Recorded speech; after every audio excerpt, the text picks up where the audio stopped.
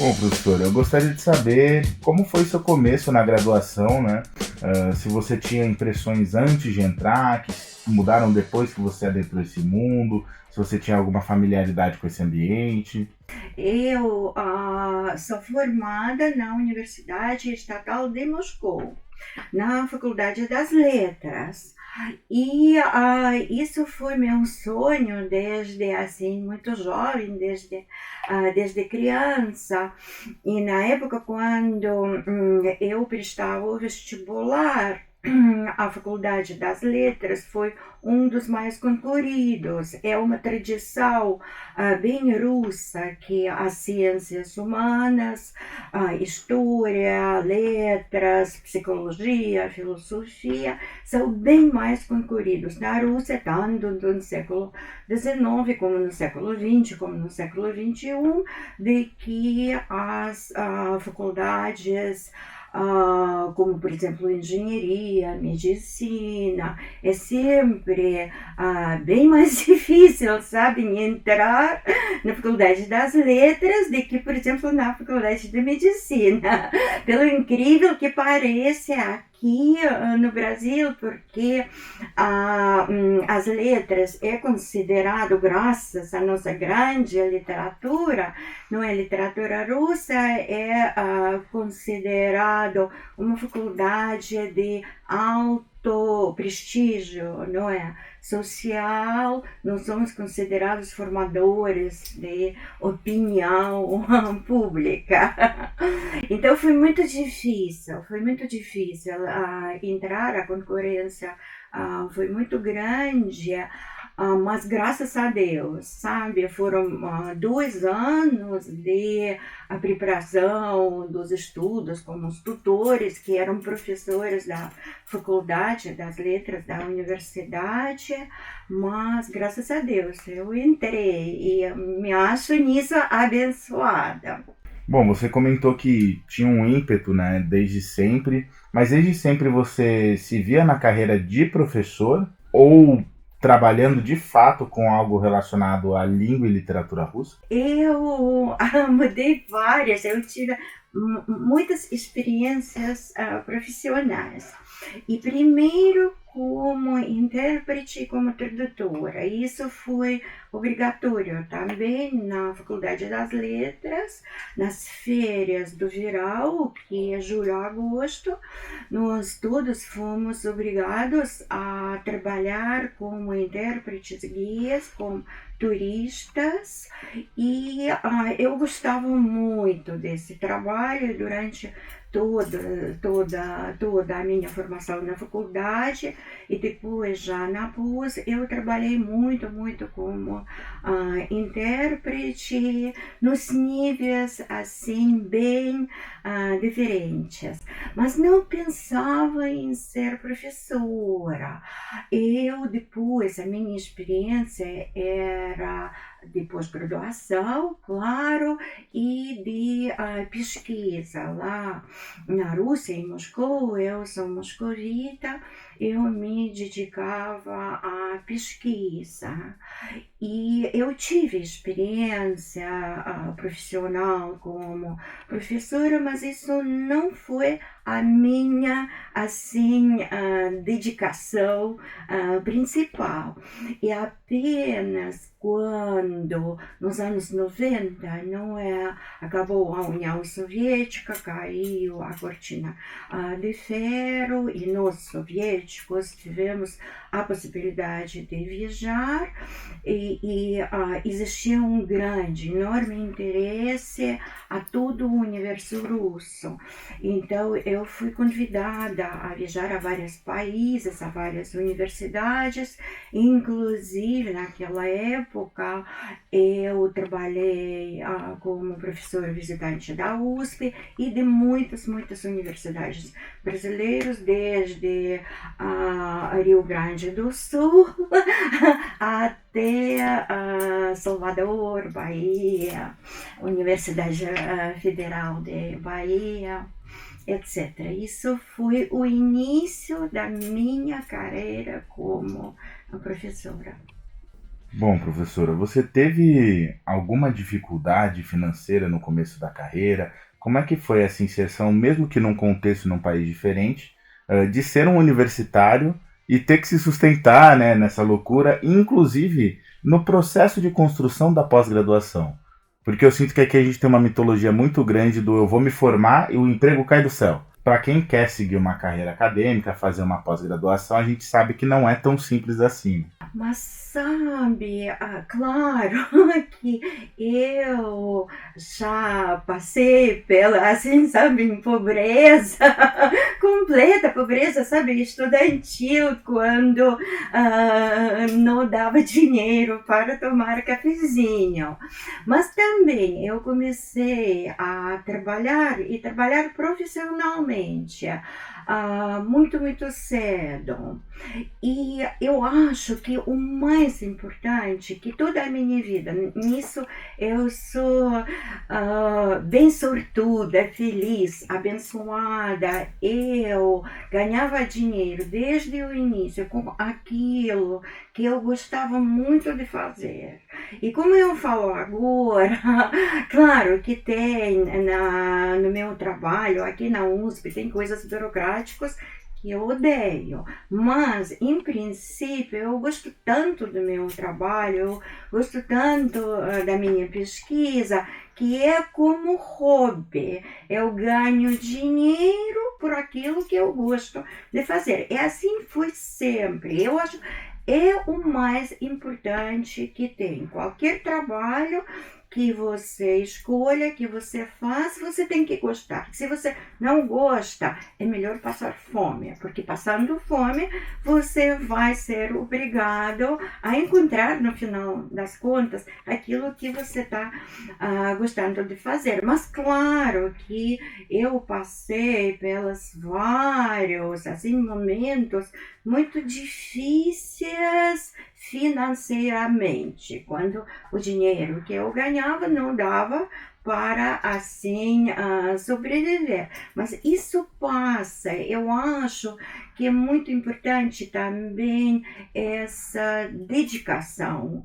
Sim, eu sempre falo, a vida é muito justa quando você dedica aos estudos, quando você dedica à sua profissão, à pesquisa. No final das contas, tudo você vai receber triplicado ou centuplicado, não sei como dizer isso, e melhor investimento que tem é o investimento nos estudos. Também eu sempre falo isso, por exemplo, ao meu filho, que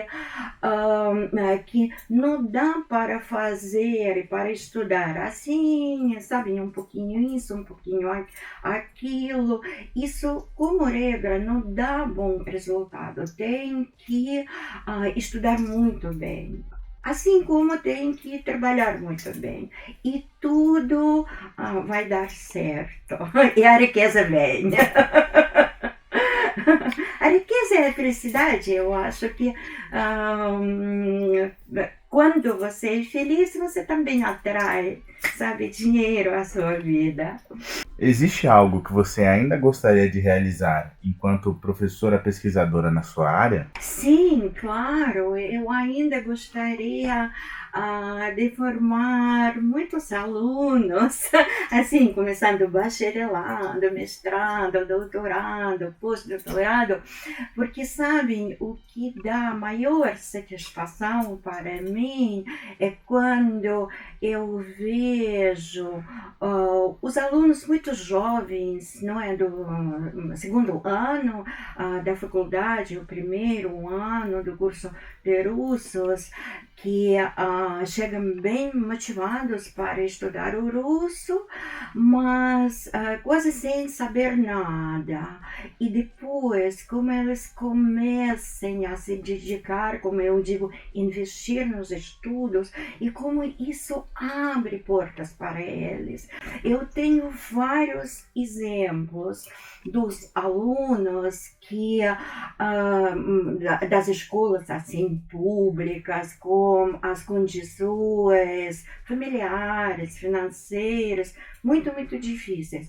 e como a aprendizagem, não é, da língua russa, da literatura russa, abriu portas para eles, sim, e agora já concursos de doutorado, pós-doutorado, entraram nas outras universidades do Brasil, trabalham nas editoras. Isso dá grande felicidade, satisfação para o professor. Eu vejo como isso prove, não é, essa minha, sabe, máxima básica, que os estudos abram as portas. A habilitação é mais focada em tradução, academia, lecionar ou no próprio idioma?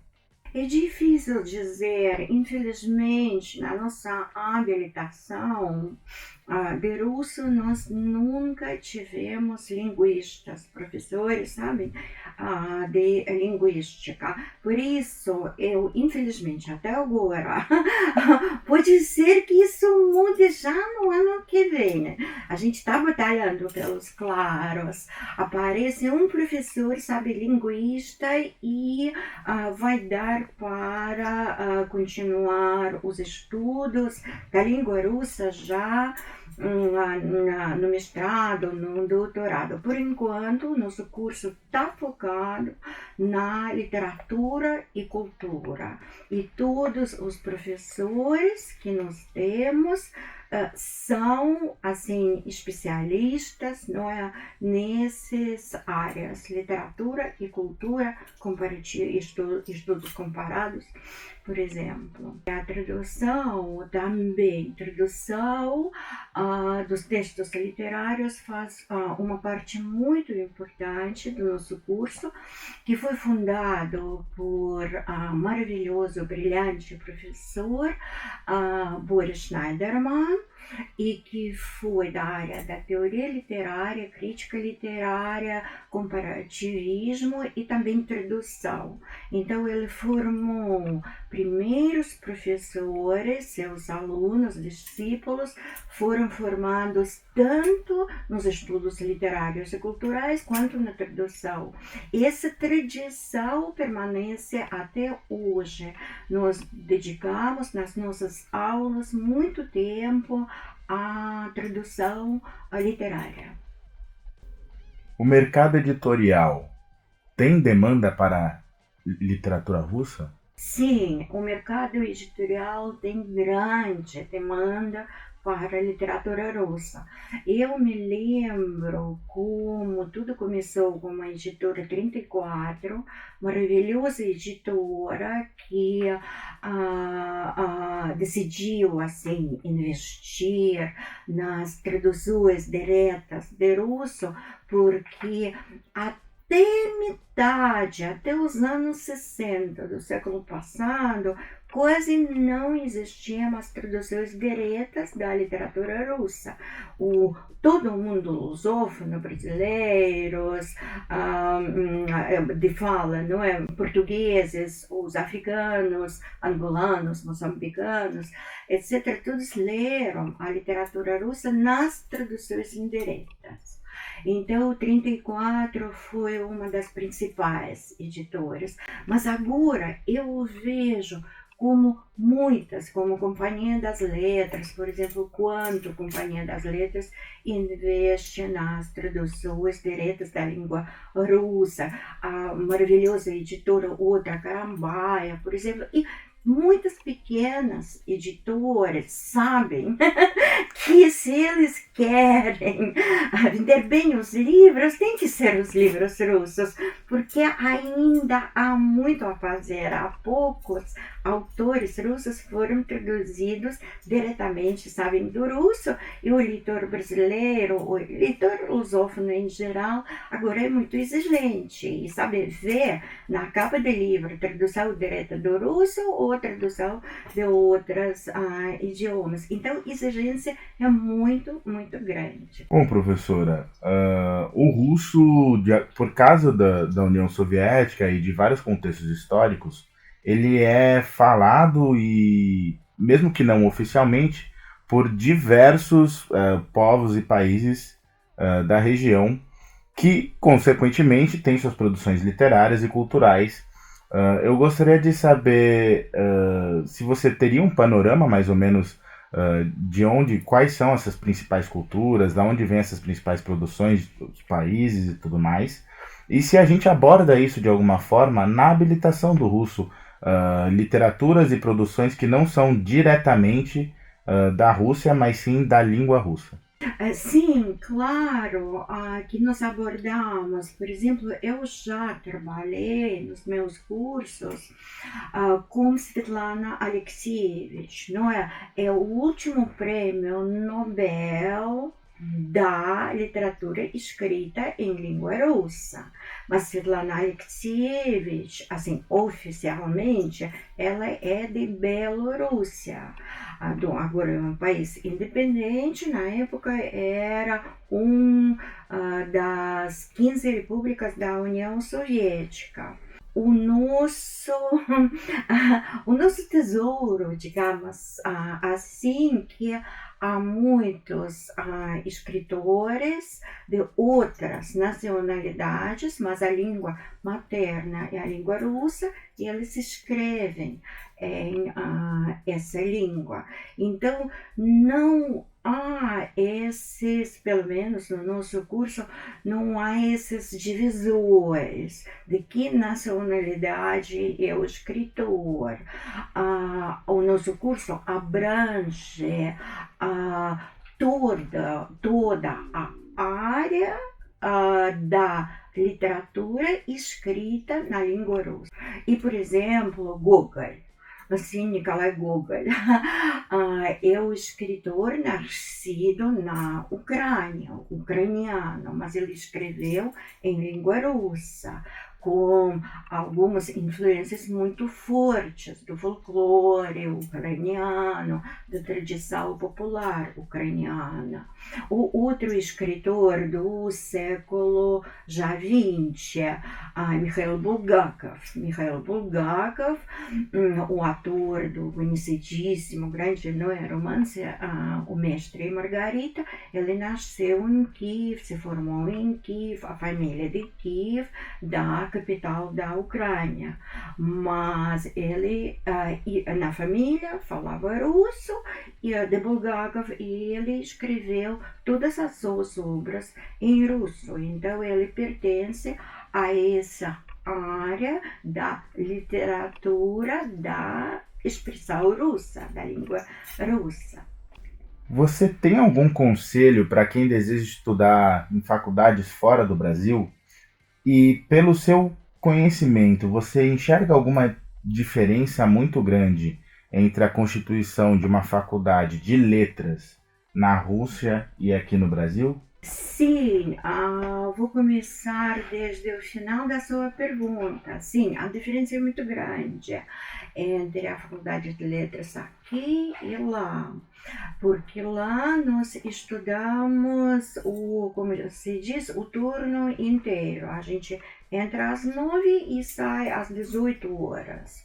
E nós temos os cursos, assim, básicos e obrigatórios de todas as literaturas, por exemplo, de todas as épocas. A gente estuda, é obrigatório, desde a literatura grega antiga até as literaturas contemporâneas latino-americanas, brasileiras.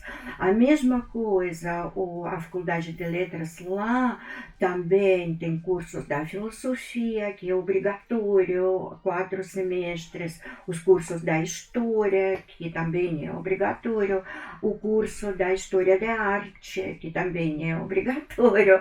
Então a gente estuda muito. Eu me lembro, na minha época, para passar uma prova da literatura, por exemplo, medieval, a gente tinha que ler até 800 páginas por dia, porque o professor, na prova e entrevista, sorteio dos pontos, é a prova oral, na entrevista, ele ficava se a gente leu todas como foram chamadas fontes, ou os livros. Então é muito abrangente a formação, mas excelente.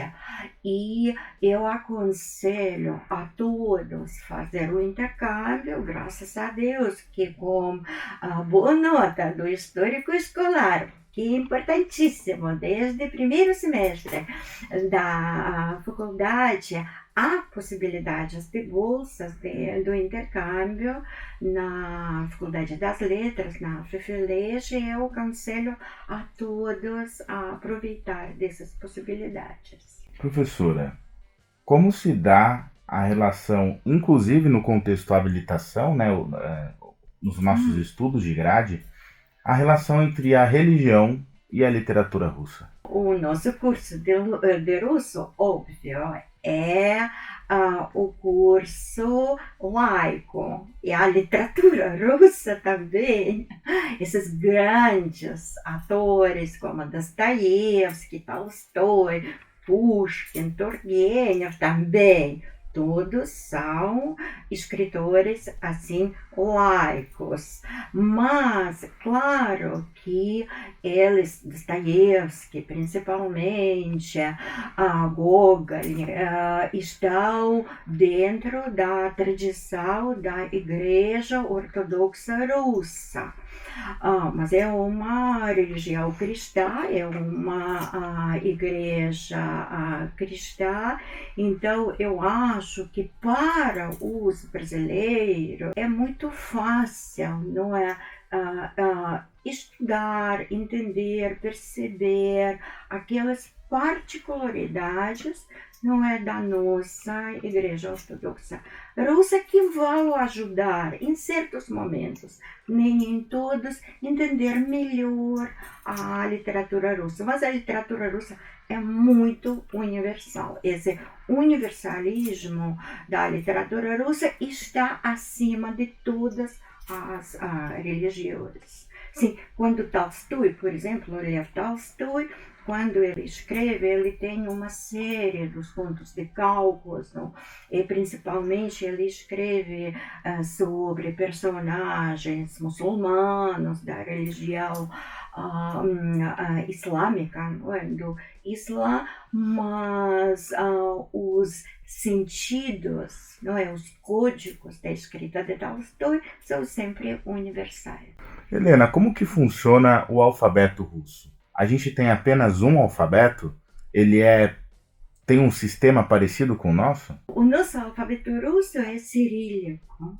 E alfabeto, ao meu ver, eu fui alfabetizada em cirílico. É muito fácil. Não, mas realmente, em comparação, porque o russo, você sabe, está no departamento de letras orientais.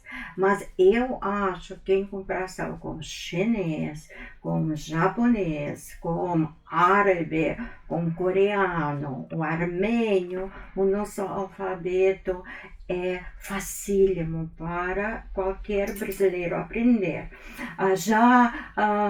Muitos amigos que viajaram para a Rússia me pediram: Helena, você pode me ajudar com alfabeto cirílico? Eu faço alfabetização em 1 hora. Em 1 hora, posso garantir isso. O bom brasileiro aprende o alfabeto cirílico e nunca mais, sabe, tem problemas. É muito fácil. Fácil demais. Quem ou que obra é a sua maior inspiração no universo da habilitação russa? Agora, eu estou agora nessa minha fase de vida, é Lev Tolstói, certamente Anna Karenina. Sim, faz alguns anos foram, por exemplo, os irmãos Karamazov, de Dostoiévski. Antes disso, eu estava apaixonada por Chekhov, mas agora é certamente Anna Karenina, de Lev Tolstói. É uma obra, o outro grande escritor russo, Vladimir Nabokov, que é conhecido aqui como escritor norte-americano, autor de Lolita. Mas antes de escrever esse romance Lolita em inglês, Vladimir Nabokov tinha escrito muito em russo. Ele é muito importante escritor russo e também foi professor da literatura russa nos Estados Unidos. E ele sempre falava aos seus alunos da Faculdade das Letras que você lê Tolstói porque você não pode parar. E realmente, eu ultimamente dei muitos cursos sobre Ana Karenina, inclusive aqui no nosso pós-letra, e eu abro esse livro para preparar uma aula, uma palestra sobre esse romance, e eu não posso parar do prazer de leitura. Independente da língua, você, como professora literata, qual seria o seu ditado ou provérbio favorito na história da sua vida? Sabem, pelo incrível que pareça, é o ditado português: Deus escreve certo por linhas tortas. É epígrafe, romance do José Saramago. E eu fiquei sabendo desse ditado muitos anos atrás, quando um amigo meu, russo, maravilhoso tradutor de Saramago, estava quebrando cabeça tentando traduzir e não podia encontrar equivalente, porque esse ditado tão profundo, tão sábio, intraduzível para o russo, e não existe equivalente. Então eu sempre uso esse ditado, porque realmente, pela minha experiência da vida tão longa, Deus escreve certo por linhas tortas. Helena, para você, por que escolher a habilitação em russo? Porque os alunos que estudam russo se tornam muito inteligentes e conseguem fazer algo apaixonante. Estudos do russo, da literatura principalmente, não é? Da literatura russa, e também cultura em geral, o teatro, a música, artes plásticas, é paixão. Se vocês querem se apaixonar, se vocês querem namorar os seus estudos, as suas leituras, venham fazer o curso de russo.